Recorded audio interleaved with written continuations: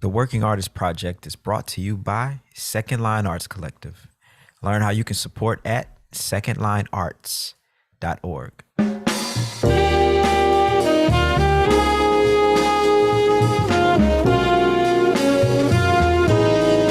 We're creating a platform for those who are curious, one that tells the story from the artist's perspective. Moments in time, captured from the innovators who are reshaping dance, music, theater, and the visual arts. This is the Working Artist Project.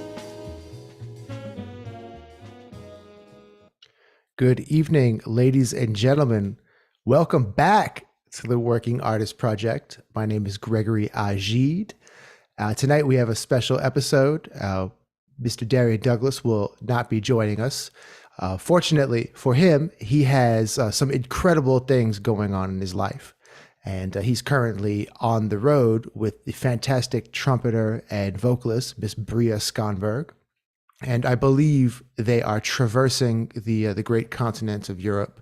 I believe last I saw, he was in Italy or Prague, or I can't really tell. I just remember Darian with a giant cone of ice cream looking like he was having the time of his life. So wherever, Darian, you are, we're wishing you the best. And I hope you all are enjoying some good food and making some good music out on the road.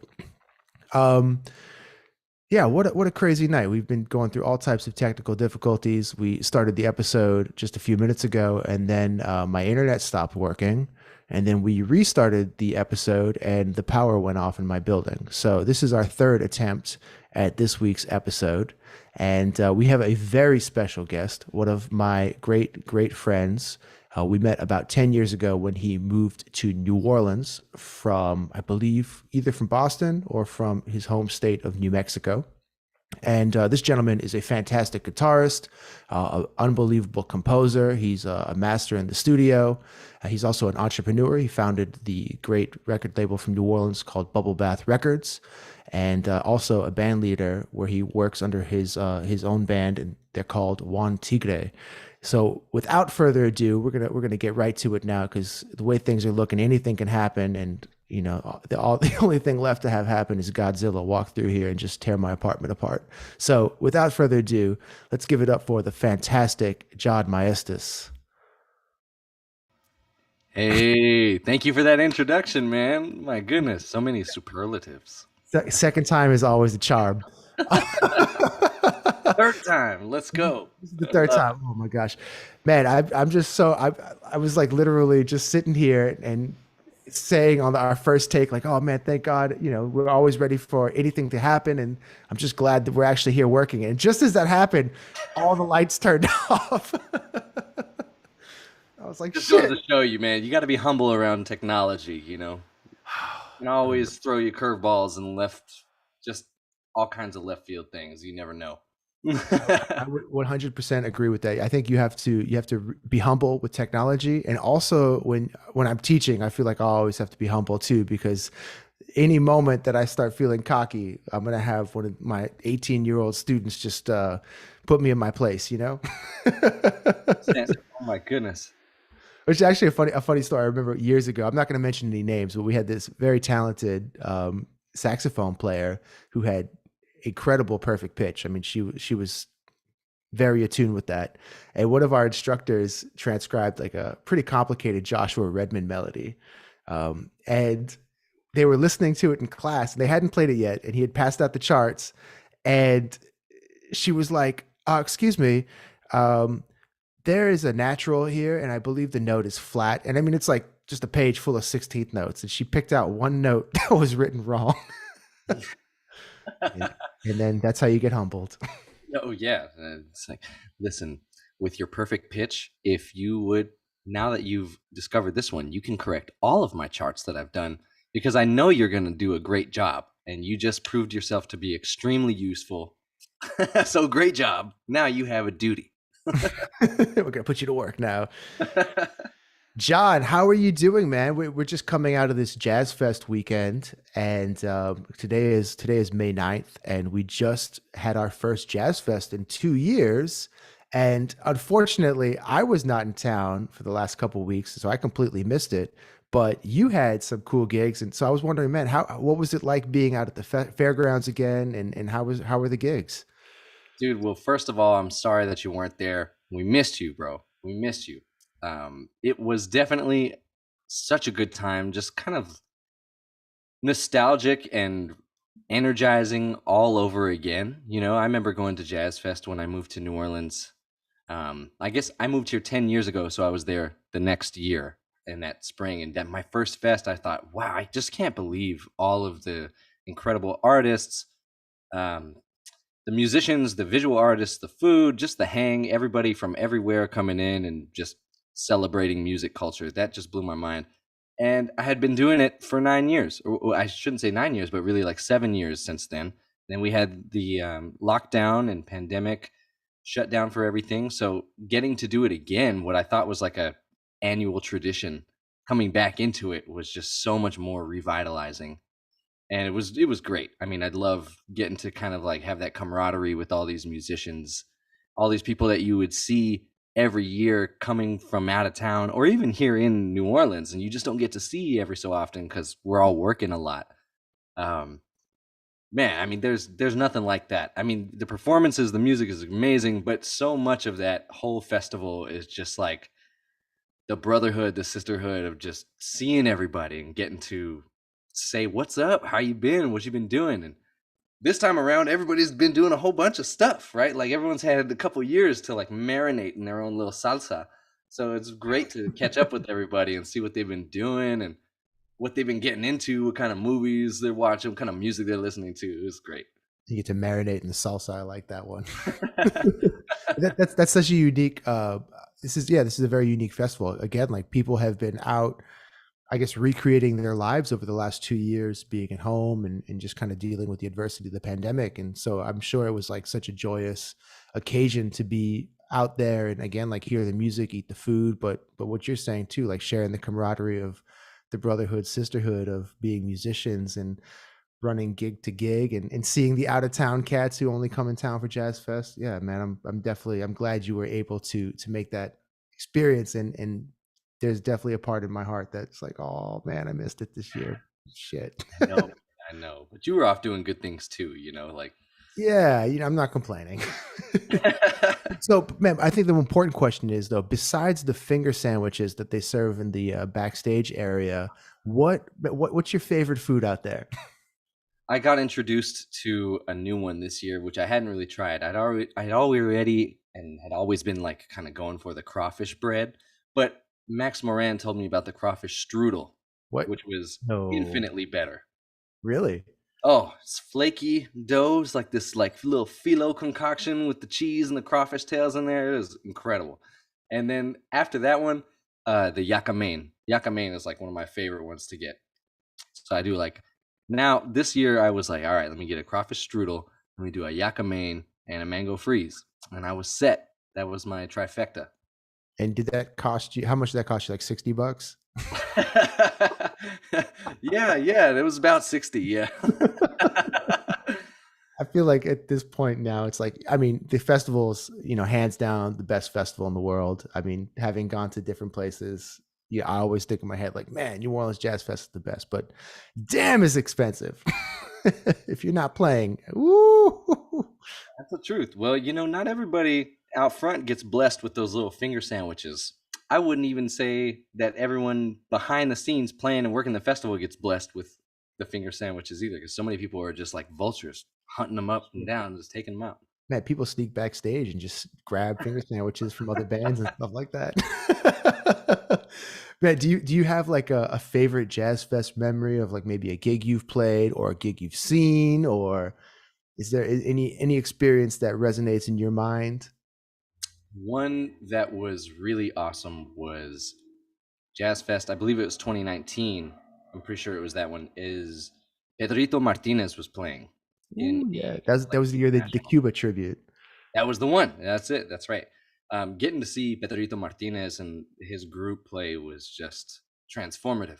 I mean, I'm a huge Latin music fan. I love that whole, I mean, it's just such a wealth of music, and that guy and all of his conception of how to take that music forward and hold on to the roots but also reach into the future. I mean, my goodness, it just blew my mind.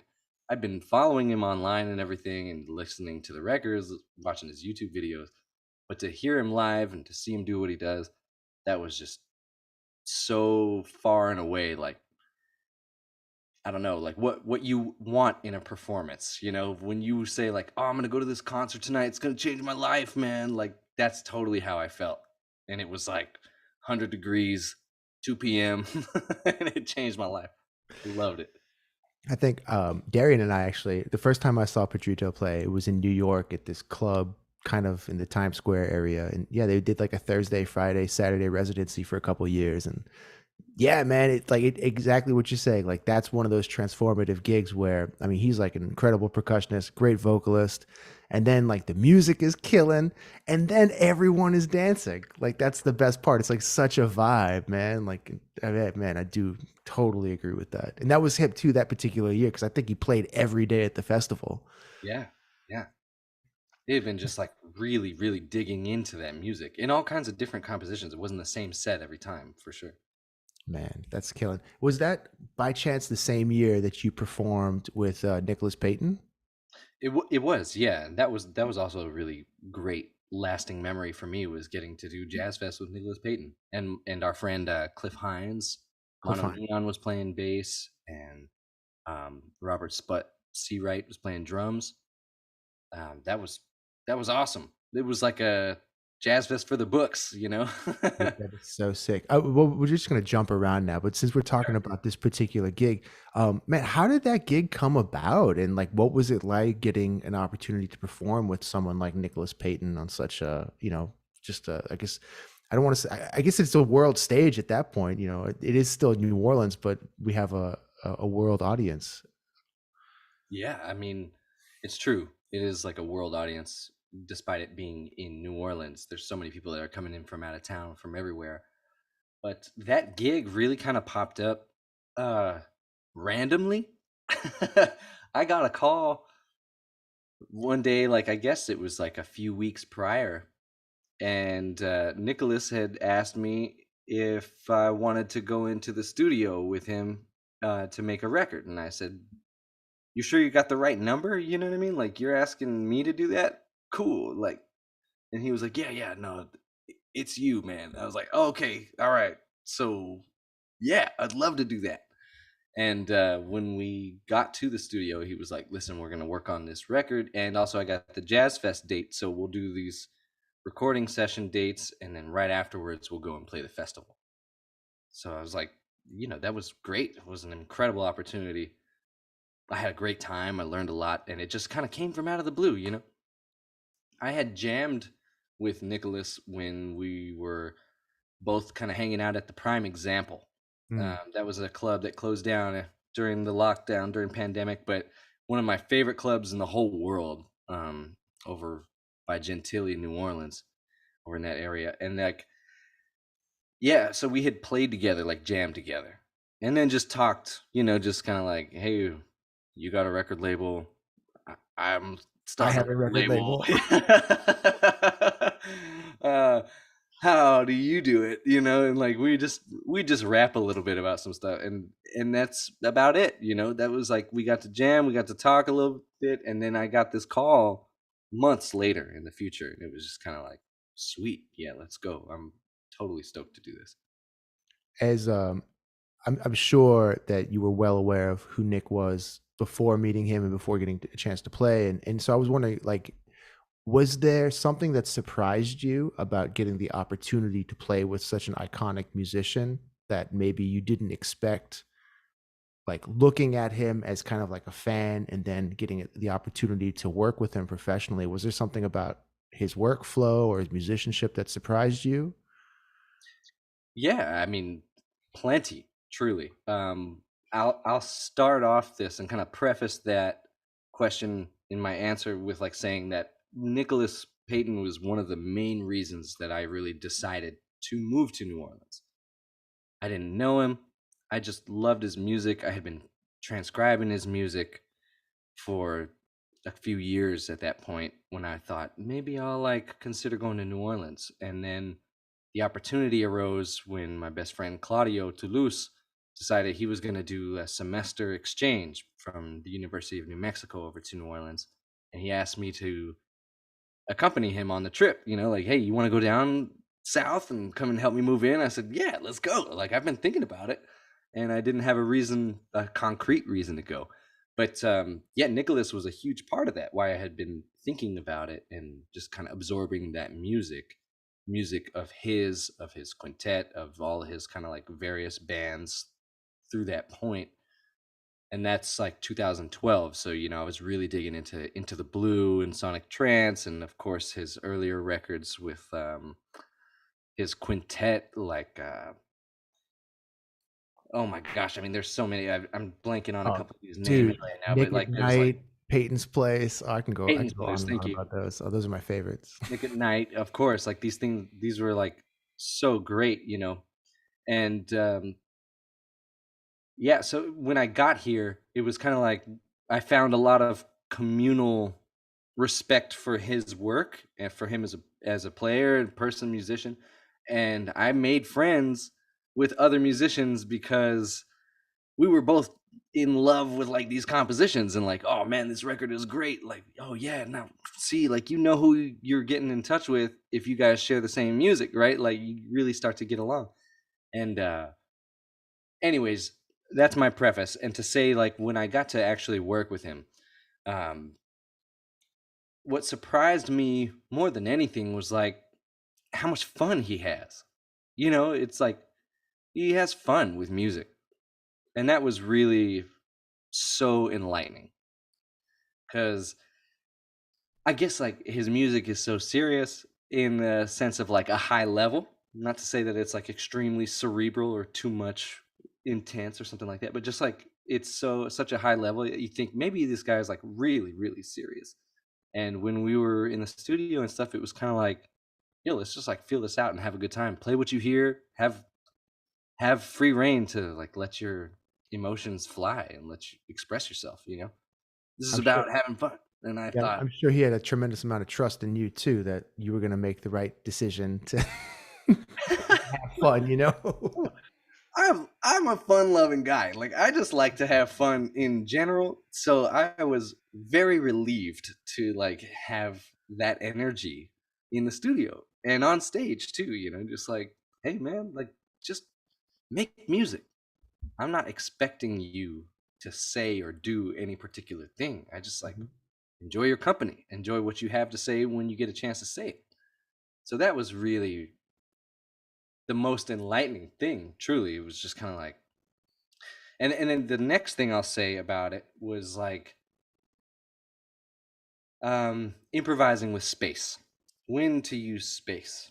And I thought that was like really, really cool. Just like his concept of that, and laying out, letting things pass, having a second after having said something to let that sentence hit and resonate. And so that was a big one for me too. It was really cool. That's something that I've been trying to incorporate into my playing for ages, and I just tend to ramble with notes. But yeah, spaces where all the hipness is. I guess Mr. Bat used to always say, the information comes in the silence. Oh, I love that. Yeah. So you guys recorded a CD, and I think last time we talked, you mentioned that it may be coming out soon, right? I think so. He Nicholas has been posting about it recently, saying it's going to be coming soon. So, you know, he's at his leisure to put that out whenever he wants to. But yeah, I think it'll be coming out sometime soon. That'd be really fun. Sick. Featured on Bubble Bath Records, right? Oh, no. Featured on Payton Records. Yeah, Payton. Killing. I look forward to that. That's going to be absolutely a killing record. And I think it's really hip that over the last couple of years that Nick has been making I mean, he's always been involved in New Orleans community, but I feel like more so now over the pandemic and a little bit before, he's been like really using a lot of New Orleans cats in his bands, recording with them, and really trying to I guess just from my third person perspective, I don't really know what he's doing, but it seems like he's really taken on that mentorship role in New Orleans and really, yeah, really being proactive and in helping the younger cats, people of our generation, and just being available to make sure the music is happening on a high level. So shout out to Nick for doing that for us. Most definitely, truly. So John, I want to make this about you now. But I've known you for quite a while, and I guess we haven't had the opportunity to really dig into John. Like, who is John? Where does John come from? What does John think and feel all the time? And I think, like we were talking about earlier, this is a great opportunity to kind of document that. And so you're originally from New Mexico, and I was wondering if you'd be able to tell me, like, what are your earliest like musical memories? Like, when did you fall in love with music? Do you remember when that happened? Wow. I do. My mother taught dance for a number of years. So my mom was jazz tap kind of dancer and would teach classes, and she was always putting on music at the house, always had everything from like Boston and Toto to like Michael Jackson and Ray Charles to like Frank Sinatra and the Bee Gees. It could be all over the place, right? And that was really important to me as a kid, because I'd come downstairs, or I would like crawl, or what, I don't know, but I would come downstairs as a little kid, and like I would see my mom dancing and like just like grooving out to music, and she'd be like cleaning or prepping something or just like hanging out, and there was always good music in the house. So I remember having that connection like really, really young. Oh man, like music means fun times. And that was kind of my earliest thing. When I was in elementary school, I saw some kids from the jazz band in middle school. They came over to our elementary school, like recruiting people. Hey, when you kids graduate and you go to middle school, you ought to check out band, And I said, all right. And they started playing, and I thought, wow, that's pretty incredible. Like, I want to do that.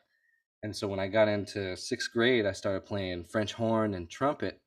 And I just, I didn't know any better. I wanted to play French horn because it sounded like French vanilla, which was like the coffee creamer that I was addicted to at that time. You want the French horn because it's nice. I didn't know what was going on. You know what I mean? I was like too busy playing Mega Man and like going outside and practicing my ninja moves when I was that age. So I didn't know anything about anything. I just went off of the sound of it and was like, okay, cool. Yeah, so I did that for a few years, and I can tell you that at the end of middle school, I had a friend, my friend Becca, brought in this all black electric guitar. Kind of like a show and tell sort of a thing, like, oh yeah, check this out, I got this thing. And I remember looking at that and watching her like kind of strum it, and I was like, dang, that looks crazy. Like, that looks so wild compared to what I'm dealing with, So I asked her if I could play it, and she said, like, sure, sure, go ahead. And I mean, I didn't want to give it up. She kind of had to like, hey man, give me my guitar back. I was like really into it immediately. So that kind of set me on a path with a new instrument. And I was into music. I was always practicing since I had started playing trumpet and French horn, but something about the guitar just called me and turned me to the dark side. And I was like, I'm going to give you all my time. I'm never going to forget this French vanilla. It's like, that's awesome. It might sound, that's where I was at like 10 or 11. I don't know. I mean, I feel like when you're 10 or 11, that's the only thing that really matters to you. You're like, Mom, you'll never believe this. Like, I love French vanilla, and they have a French horn. That coffee creamer we always get that I like always just like down, like that stuff. They got an instrument that sounds like that taste, like it's just a match made in heaven, Mom. Come on. That's killing. So then at that point, is that kind of like, so you got introduced to guitar at that point? I'm assuming you got a guitar shortly thereafter. Yeah, my grandfather, Papa Benny, he saw that I was interested in guitar. I've been talking about it with him, and he played guitar. And he's like, all right, mijito, he was like watching golf on TV one day, and I was like, extra bored just watching golf, and he could tell, and he was like, all right, mijito, like, come with me. And we go to this other room, and behind a TV stand, he pulls out this like dusty black trash bag, and inside of it is a steel string acoustic guitar. And he was like, this is for you, you know, like you should start messing around on this and like start going. And I was totally overwhelmed and humbled, you know. I was like, okay, sweet, this is like the coolest thing.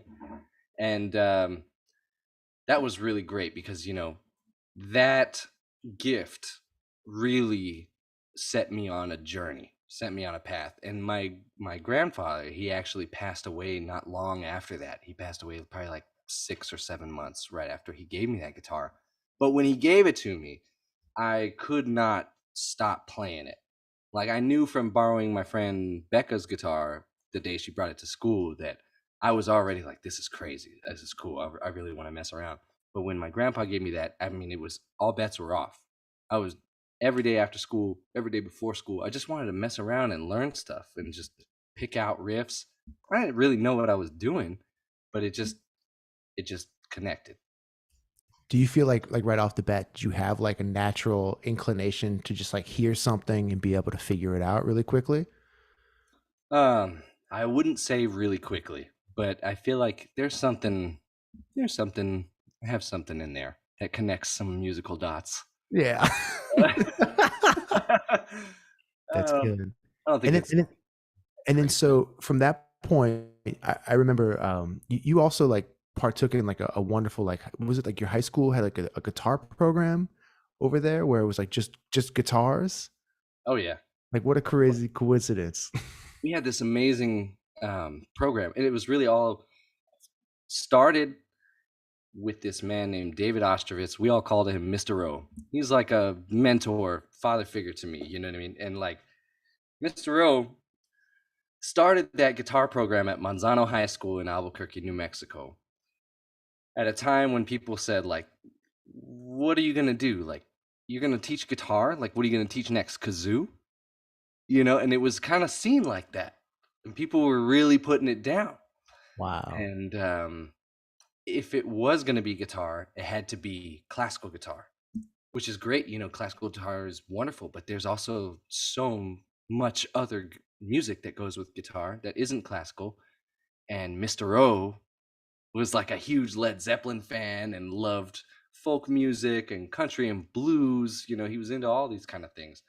So he broke the mold in the entire state of New Mexico and really in the whole Southwest, and started teaching, you know, Stairway to Heaven and Ramble On and like Sweet Home Chicago. And he would teach all these crazy things, you know, Whiskey Before Breakfast, some Irish fiddle tune that went to the guitar. He would teach all these kind of things.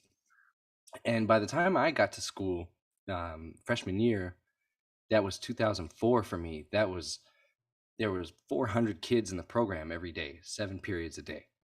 So he didn't even take like an off period. So he taught 400 students a day? Yeah. Holy moly. A huge program. Super cool. It was in a building too that was with the jazz band, the concert band, the orchestra, the choir. And there's so many of us, you know, guitar players. We were like the scum. We didn't like read music. We read tablature, you know, read tabs, just where the frets are going. And you would always see like a gaggle of guitar players lining the halls, like almost terrorizing the other music students, like with like don don don don don don don don don don don don don don don don, and they'd be like, stop playing that. And it was just like, you know, the guitar kids were having a lot of fun. So I loved it. It was such a good time. Oh man, that's awesome. That's so sick. Look, when you were talking about classical guitar, the first thing that came to mind was Led Zeppelin. I was like, that sounds like classical to me, you know. Totally. Absolutely. It's got, as opposed to the Bach. Jimmy Page was listening to Bach and getting all that good stuff, you know. He's in there. It might not be on a classical guitar, but it was that kind of music for sure. So how did you end up finding out about Berklee and going to Boston to study at like one of the most prestigious music conservatories in the world? Well, this is kind of a silly story, actually. I don't know if I've ever told you this story, but Oh God. Were you trying to go to Berkeley in California and signed up for the wrong school? I didn't know how it was spelled, and I took a flight to the wrong place, and they let me. No, it wasn't like that. I had started off my college career in Chicago. Actually, I applied to the conservatory, the Chicago College of Performing Arts, and I got into that school. I did a year there. I loved it, but it was kind of like I was looking for something different. I wasn't sure if that was the right place for me. So I went back to New Mexico to kind of like think about it over the summer. And when I decided to wait it out, I ended up a bunch of gigs back home. It was great for me. I got some like more real world experience. But at one of these gigs, I'm playing at Bumblebee's Tacos, which was like an institution in Santa Fe, New Mexico, because Bumblebee Bob used to put on all these concerts and would have Wayne Shorter or Ravi Coltrane, or, you know, I could name any big luminous jazz artist, and he had put up a lot of money to bring them to New Mexico. So playing his restaurant was cool because it was kind of like you knew this guy was a fan. He was a real head about it. And I'm playing his club, his taco restaurant one night, and there's this guy there that he says to me on a break. He was like, "Oh, hey, man, you know, I heard that you're home from a break at school in Chicago. Was sad to hear that you're not going to my school." And I was kind of like, "Who are you, man? Like, what are you talking about? What's your school?" And he was like, "Well, my name is Lee Burke. I own Berkeley." And I said, "Oh." I had no idea, sir. You like Lee Burke? Is that really how this goes? Your name is Lee Burke and it's Berkeley? And he's like, "Yeah, my dad was funny, you know." But anyways, I said, "Well, you know, I'd love to go to your school. I just never felt like I would make it, nor could I ever afford it." And he was like, "Well, listen, I'll tell you what.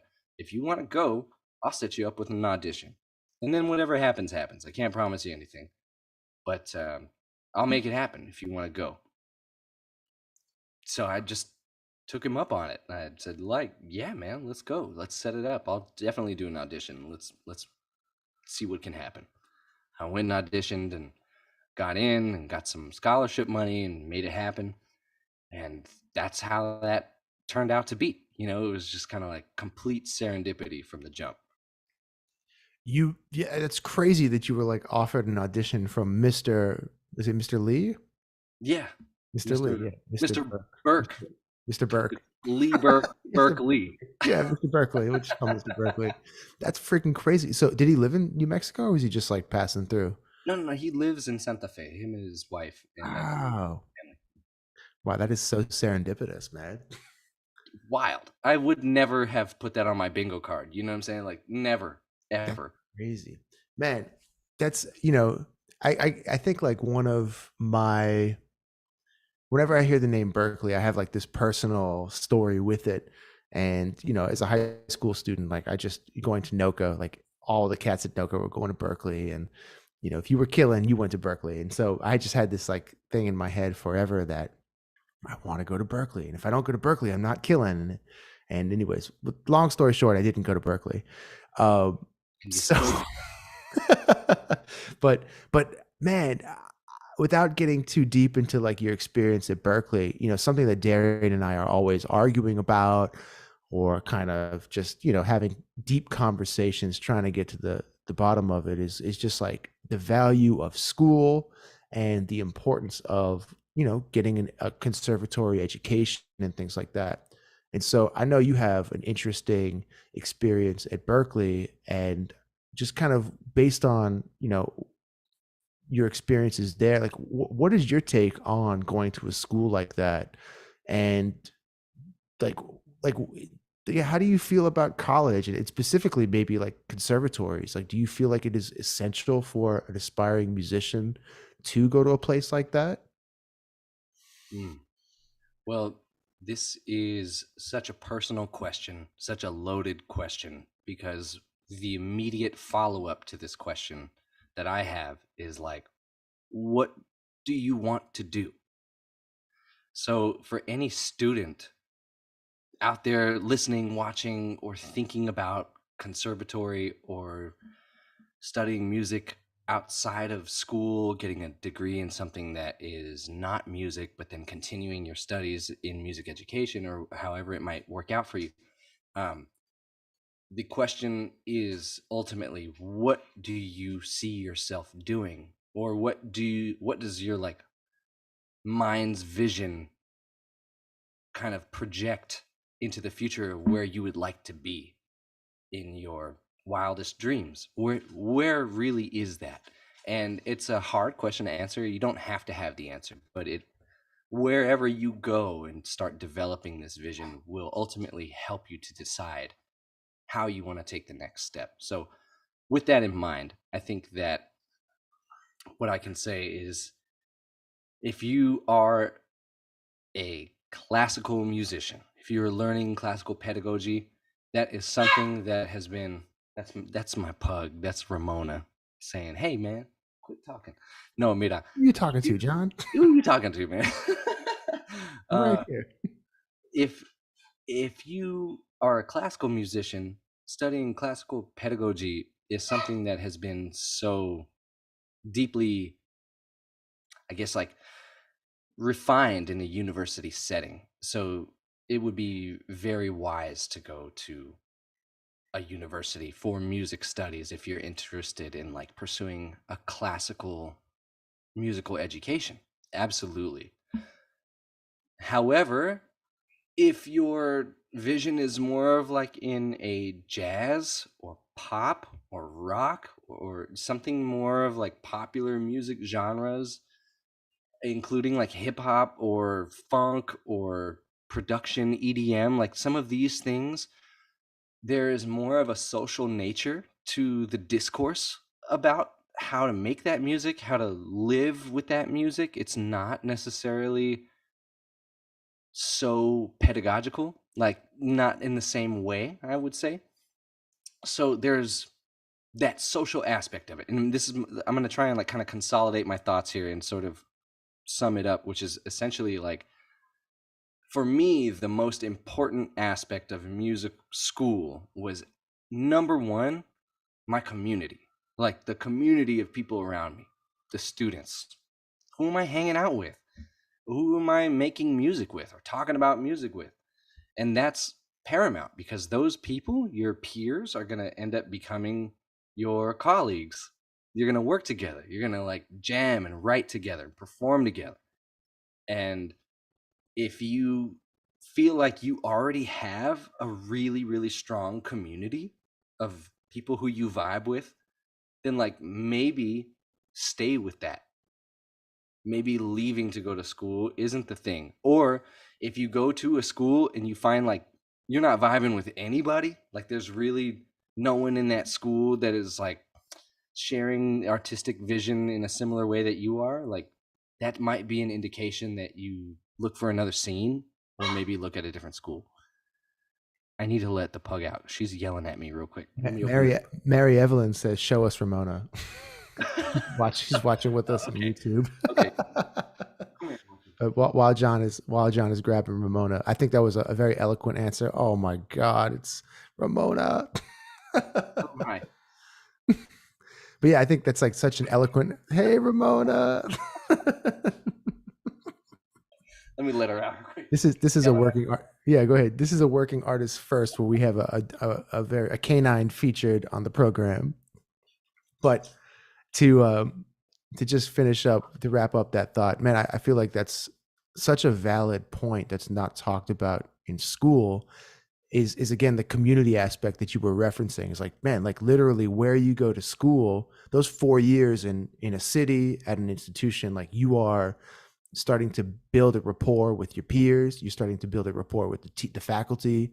You're building a rapport with the community where you're in. And so, yeah, that aspect of school is actually tremendously important. And yeah, because when you get called for a gig in 15 years, you're going to get hit up by your friends you went to school with that know you and can be like, oh yeah, John, yeah, we went to Berkeley together. Yeah, we went to school together, or we played a gig here in New Orleans together. The cat's killing. You should hit him up. But I that's definitely like a part of the schooling experience that's maybe not always talked about. And I think it's probably the most important part of going to school. It's not necessarily the $60,000 education. It's the connections that you're getting with your peers and faculty while you're there. Right. You know, I'm gonna say something controversial. Okay. Oh God. Do it.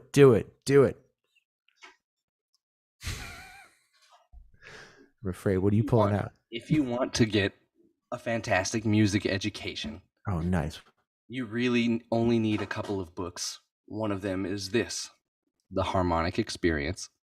It's an amazing book that even John Coltrane recommends. Why haven't you told me about this? W.A. Matthew. It's an amazing book. This is a deep book. Look how thick this thing is. Oh my God. I'm buying it right now. Stuff, right? This is an amazing, if you want to know about harmony, you want to know about how harmony can relate to your life, your experience, like this is a great book. My point being, like, you don't even need the book now, like, right? You can get all kinds of information on YouTube, online. I mean, just everybody before me has said this already, but echoing your sentiment, it's not the $60,000 education. It's absolutely what you do with the time that you have in that place. To kind of sum up my experience at Berklee, one time we had a really cool opportunity to go see the screening of a documentary. It was called Jazz in the Present Tense. And it's an awesome documentary. I'm sure you can get it on Amazon or Netflix or something. It's out there. And we got to watch this movie. Esperanza's in it. Robert Glasper's in it. All kinds of people are in it. Greg Osby was in it. There's a bunch of people. And anyways, at the end of the screening of the documentary, they opened up for questions. And one of the main themes throughout that whole documentary was like the scene, my community, right? And I was curious, and I asked the panel of people presenting the film, kind of talking about it. I was like, you know, since that's such a major theme throughout the film, why not have just like try to like foster a great community of creative people and build your scene instead of put yourself in debt to go to music school? What about that? You know, and to my surprise, at that moment, it shattered the panel, and they were kind of like, I mean, I don't know. I mean, we're all teachers here, but I mean, I think that's actually not a bad idea, you know. And that's not to say that there's nothing you can get from school. Of course, I'm not saying that. There's so much. The teachers, obviously, for me, are number two about why I go to school, right? It's the teachers. There are some incredible musicians who are teaching there. So I don't want to put out any sort of bad vibe that you're not going to learn anything at school, right?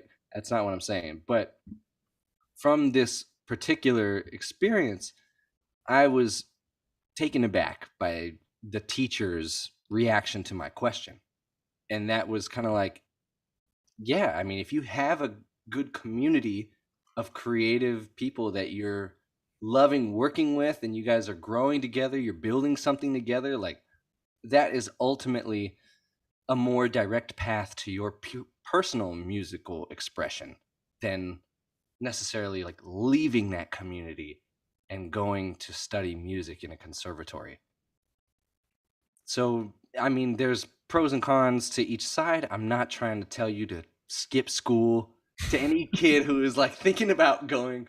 No, it's school. Okay, man. You can be controversial on here. In honor of Darian not being with us tonight, man. Please feel free to just let him have it, man.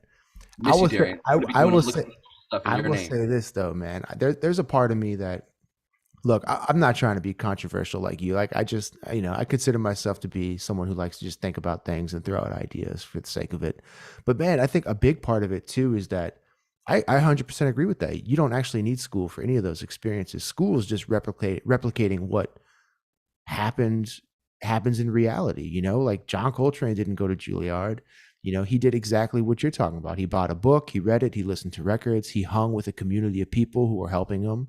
You know, he was hanging with Monk all the time. And so I think there's a big part of this institution stuff too, is like keeping the teachers employed too. You know, that's, I mean, that's the conspiracy of schools. Like, and that was something I thought about too. Like, again, in my having to make a decision to stay at a conservatory high school or go back on the road, and something that really like was like tugging at my heart was like, man, you know, like if I'm going to teach these kids and teach them and preach to them about being musicians every single day, and then I made the decision in my own personal life that the best option for me was to be a teacher as opposed to being out there as a musician, I felt like a little like, that's kind of fucked up, you know? Like, because like then I feel like what you're doing actually is at school as a teacher, you're like, look, kid, you need to practice really hard and get real good. So one day you'll get a good teaching job and you'll be all right. You know? Yeah. One day you will run this institution and take $70,000 from everyone. But and I mean that with all the love, you know, I'm not trying to like piss anyone off, but I feel like there is I will, look, I'm forever grateful for my experience at school, and I totally agree with you. But yeah, it's getting a little out of hand with the tuition costs. I think that's where the problem in my mind starts. Yeah, I mean, absolutely. The price is absurd. I mean, you can kind of look at a music degree as like a degree in the dark arts. It's like the dark arts. This non-existent degree that like really doesn't actually serve you for anything in the real world. If you going into a music degree is kind of like, you have to be realistic with yourself. Like, talk to musicians, talk to people who you enjoy their playing, that you like seeing them, you like what they're doing. Ask them about that whole experience. What's your degree done for you? And they're probably going to be like, well, the degree itself didn't do anything. You know, it's like, it's all about how you play or how you talk to people. And actually what I wanted to really touch upon was when you said like school replicates kind of like the real life. While going to school, you're learning about real life. And I absolutely agree. A lot of people need that sort of structured university setting to learn the true necessities of being a working artist, right? Or being a working creative in any sense of the word, which is like, you have to be able to you have to be able to be disciplined. You need to manage time effectively. You need to be able to delegate things that are on your plate, but you really need to focus on other things. So like, you have to be able to make compromises and delegate things that you really don't have the time to invest your energy into at the moment. You got to pay somebody or ask somebody for help. And you have to be resourceful. You have to be willing to look at all your research. You have to be willing to go to YouTube. You got to be willing to like do a Google search and look for that chart, or look for a recording, or buy the book. You know what I mean? Like, that's what it takes. And if you can really deal with those 3 or 4 things, and you can be a responsible person when people are asking you, can you show up on time? And you say yes, then you've got to mean your word. And if you can do all those things already, you might not need to go to music school to learn them. But you can learn a lot of things while you're there, a ton of things. I learned so many things in music school. If I wasn't in music school, I would have been like, you know, half the musician that I am now. But I also recognize that my particular music school path was a little wild. It was like it was liberal. You know, my teachers were all telling me like, go out and gig, kid. Like, you shouldn't. You got this. You know, and I was kind of like, I don't know, man. Like, I want to learn. I want to be here. And they're like, you should do it. You should just go out there. I feel like one of the things that I knew about Berkeley before having gone there was like a joke or something at school. And I think Mr. Mike Polera told this to me. He was like, you know, the best musicians at Berkeley don't graduate from there. Like only the ones who aren't that good have degrees.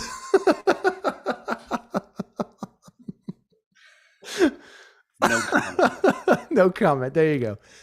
So man, I'm sorry. This whole podcast has just gotten way out of hand, and like we're going way over time. But if you have a couple minutes, I would love to play one of the videos that you gave me, and talk about your solo project Juan Tigre, and you have an upcoming record coming out in a couple days. And yeah, so dude, John, you want to play? Let's see, we have the 2 tracks. We have the Dreamcatcher and In These Veins. Is there one that you'd prefer to have played? Let's do the Dreamcatcher. That's the title track of my band's first album. It's the title track. So the Dreamcatcher is the name of the album, and it's the first track on the record. All right, y'all. So check this out. This is Juan Tigre, the Dreamcatcher. Oh my God, I'm clicking so many buttons. Here we go. Falling apart, I remember this is more than a dream, it's ancient memory. It's a little melody, it's the beat that carries me on the way to the harmony. Let's take it back to the start.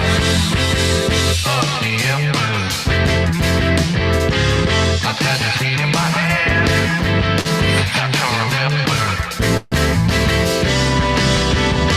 In the dark midnight hour,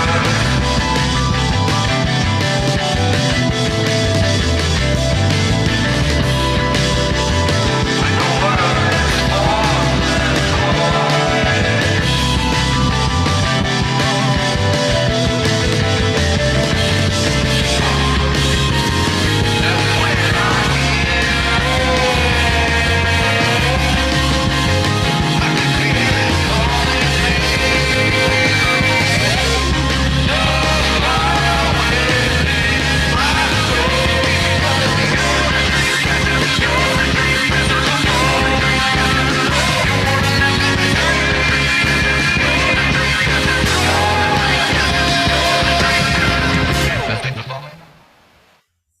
All right, y'all. That's Juan Tigre and the Dreamcatcher. So we're gonna cut it there just so people go and buy the record.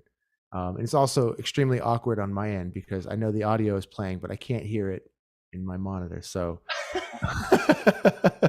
over here jamming. I'm like, oh yeah, I haven't listened to this in a couple of years. I pulled out my phone real quiet. I'm like, I'm just making sure the audio is playing.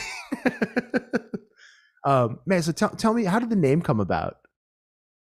For that song, or that Juan Tigre? How did you come up with that name? That's something I've always been curious about. So Juan Tigre, Juan Tigre was my nickname in high school.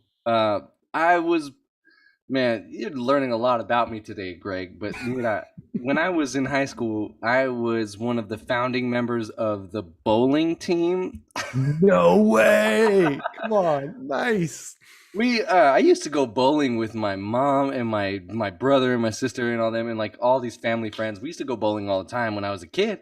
And I remember at some point it was like, hey, guys, we should like start something up at school that we could do after school. And I was like, yo, what about bowling? Like you can eat French fries, chicken fingers. You're basically chilling the whole time and you're just like throwing a bowling ball. Like we're athletes. We're athletes, y'all. Right? And it was like, we found a t-shirt that was like, that's a fantastic idea. Bowling club. And in bowling club, my nickname was Juan Tigre. Everybody else just kind of put it on me.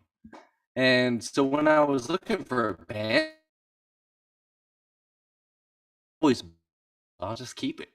I just took it from back in high school days. That's freaking killing. That was it. It wasn't anything crazy. It's just been there. Something that I admire a lot about your personal projects is that you always, I mean, the music is always incredible, but you always have an awesome visual aspect to what you do. And I really appreciate just the creativity hitting on so many different levels, Thank you. Appreciate that. Yeah, man. So John, real quick, we're gonna wrap things up here. But can you tell us about the record. How do people get it? And then also, how can people connect with you if they're falling in love with your music and want to follow you online? Okay, cool. Yeah. Okay, I'll tell you quickly. If you're interested in seeing what I'm doing, the music, the art, any of this stuff, some of the projects I've been working on, I have a website. It is jmaestas.com. So it's J and then my last name.com. There I've got links to my albums, the videos, some merch, some cool things that I've got going on, social media and all that stuff. And the new album that's coming out this Friday is vastly different than what we just listened to. It's actually like music that is very meditative and chill, ambient, kind of orchestral things that I made during the lockdown. And that's the album is called Azúl Arriba, Blue Below. It's kind of like the blue above us and the blue below us. And it's blue is my favorite color. So I just kind of took that inspiration from both above and below us to kind of inspire some pieces that made me feel a little more balanced during all of the tumultuous times that we just went through. And you can get it. It'll be all over Spotify, Apple Music, and YouTube. But I actually make real dollars if anybody gets it from bandcamp.com. So I'm Juan Tigre on Bandcamp. I'm asking $5 for it. And get it anywhere. I hope you enjoy the music. That's really what I'm about. Definitely. Please, y'all go pick up John's new record on Bandcamp, and we will shout out Bandcamp on the podcast too, because that's one of the few streaming platforms or online platforms that actually allow musicians to make a fair price for their art, for their music. Everywhere else, it's Spotify just throwing pieces of a penny, if you can believe that. After having really investigated a lot of this with our label Bubble Bath Records, as an artist, Bandcamp is just like a wonderful platform to actually support art directly to the artists. And Spotify and these places are kind of like a necessary evil at this point to get your music out there. And we play the game, but I like Bandcamp a lot more. Shout out to Bandcamp. Shout out. John, I appreciate you very much for being flexible this evening and also being such a good sport through like literally the most technical difficulty we've had on this podcast ever.